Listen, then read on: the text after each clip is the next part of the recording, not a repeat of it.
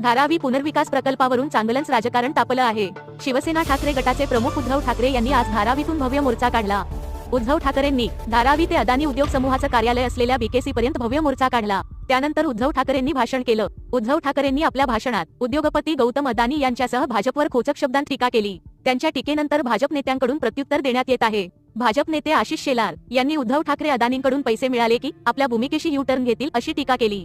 त्यानंतर आता भाजप नेते मोहित कंबोज यांनी एक खळबळजनक ट्विट केलं आहे। या ट्विटमध्ये त्यांनी उद्धव ठाकरे यांच्याबाबत खळबळजनक दावा केला आहे।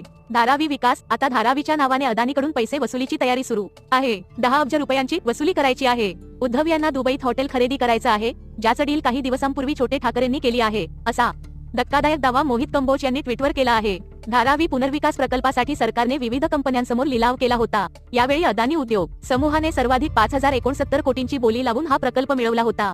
5069 कोटी म्हणजे 50 अब्ज 69 कोटी रुपये इतक्या कोटी रुपयांची बोली या प्रकल्पासाठी लावण्यात आली आहे। या प्रकल्पावरून सातत्याने वेगवेगळी चर्चा समोर येत असते। असं असताना आता मोहित कंबोज यांनी उद्धव ठाकरे यांना अदानी यांच्याकडून 10 अब्ज रुपये वसूल करायचे आहेत असा थेट आरोप केला आहे। त्यांच्या या आरोपांवर ठाकरे गटाकडून काय प्रतिक्रिया देण्यात येते ते पाहणं महत्त्वाचं ठरणार आहे।